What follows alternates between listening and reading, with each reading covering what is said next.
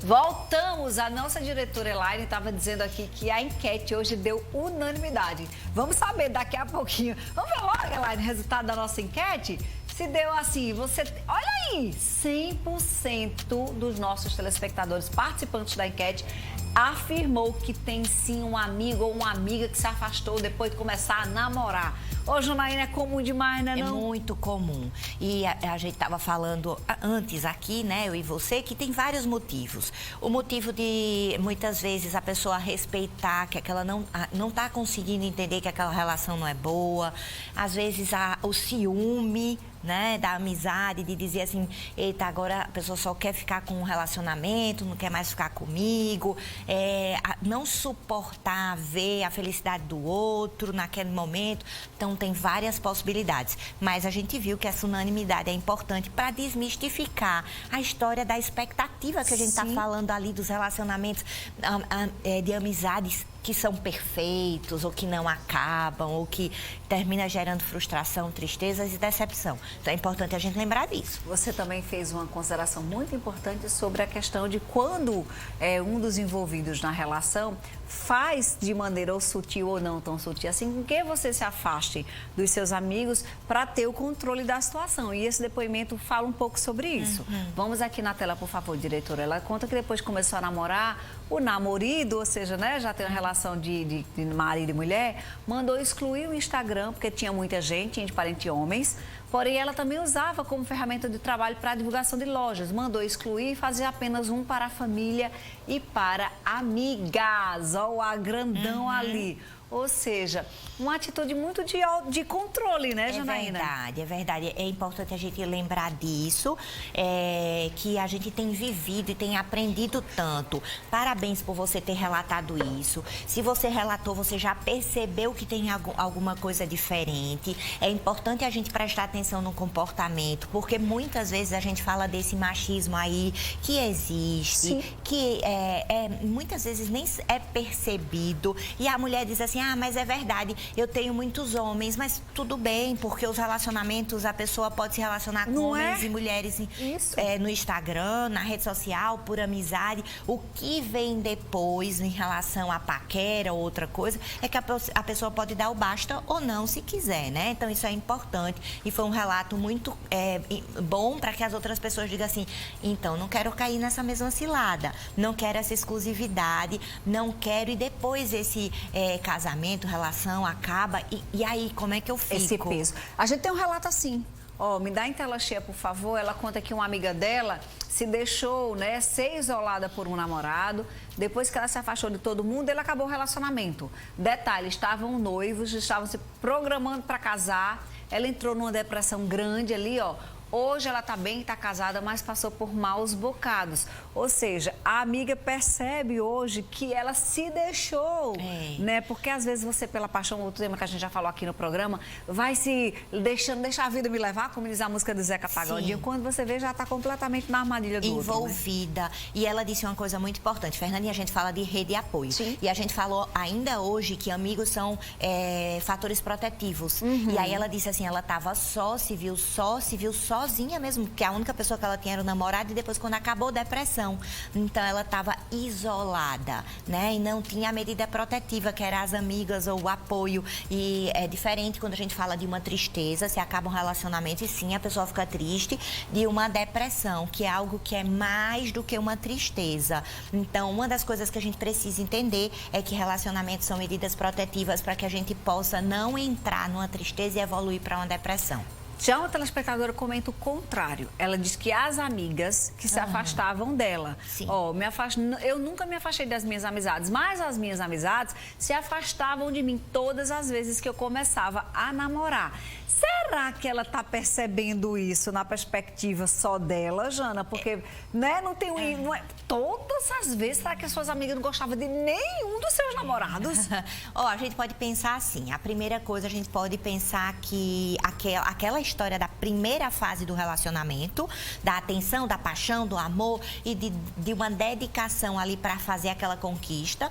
E aí pode ser que isso acontece e depois volta. Ou a gente pode pensar aí que talvez ela avalie essa questão dessas amigas naquilo que a gente estava falando, de que tipo de amiga ela tem, né? Era amiga para sair, era amiga para viajar, era amiga para rede de apoio, era amiga para quê? Qual é essa expectativa que ela tinha? Porque todas, então a gente precisa entender que talvez a expectativa dela esteja desregulada. Todas as amigas são importantes, mas a gente sabe que tem amigas para determinadas ocasiões. E a gente também não pode excluir a possibilidade de que há ciúme na amizade, Sim. não é? A inveja na amizade. Então, preste atenção, porque esse caso tem um pouco disso, Jana. Ele comenta que ele tinha um amigo para todas as horas e ele começou a namorar. E a namorada dele fez ele se afastar de mim. Me excluiu de todas as redes sociais. Acho que ela não aceita uma amizade entre um gay e um hétero. Hoje eu não quero mais amizade com ele. Então você vê, o rapaz era amigo de um outro rapaz gay, começou a namorar uma mulher e aí, de certa forma, ele identificou que eles se afastaram e que talvez isso tenha relação com essa... Ou não, né, Jana? Às vezes poderia ser uma amizade ou um ciúme ou de qualquer pessoa. O fato dele ser gay ou não poderia nem importar, né? Poderia nem importar. O que acontece aí, o que a gente está falando é que as amizades, como os relacionamentos, envolvem emoções. Amor, paixão, raiva, ciúme, inveja. E isso termina fazendo com que as pessoas não percebam muito o que está acontecendo e entra apenas na questão emocional e não tenha clareza aí do que... Então, preste atenção.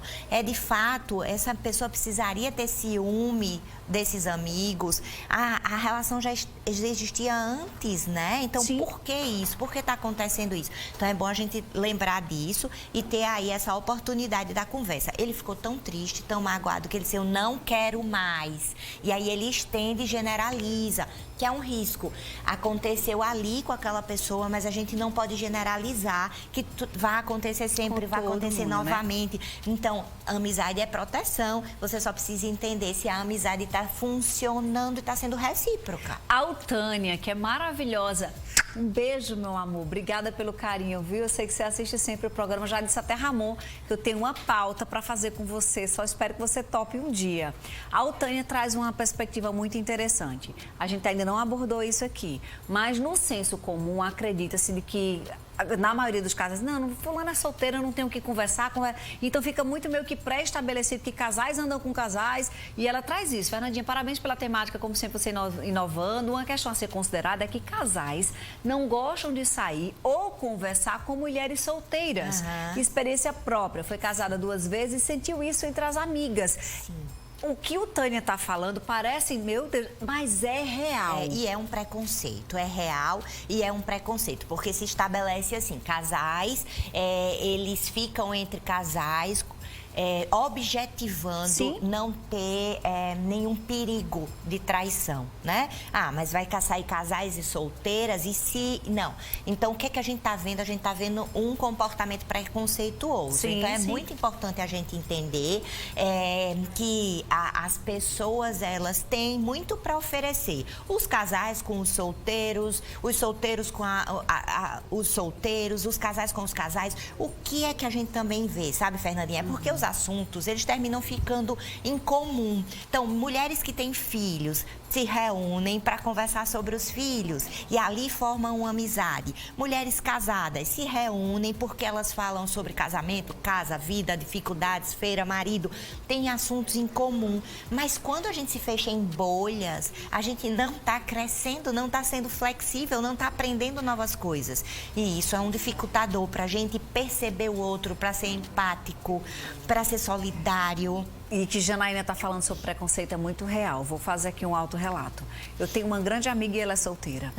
E a gente foi fazer uma viagem, eu, meu esposo e Lavínia. E nessa viagem eu fui contemplada com mais uma pessoa nessa viagem. Eu podia levar mais uma pessoa. E eu disse, puxa, vamos levar essa amiga, porque ela é muito nossa amiga.